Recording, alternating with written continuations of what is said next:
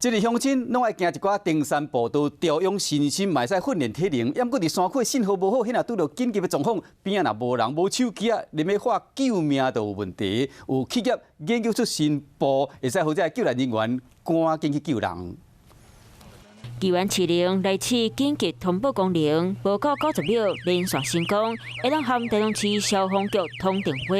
这是在地企业研发的救助铃，民众无找手机啊，咪当透过电信网络喊救命。收到讯息之后，第一时间会回拨来这边跟我们这边需要救难的人员来做一个对话。丰原区的亚港骑步道，即马沿线有设3组，嘛是头一组有设置的步道，希望这个功能会让做好电远，加速救援的时间。在这个步道里面，我们设一个那个求助杆，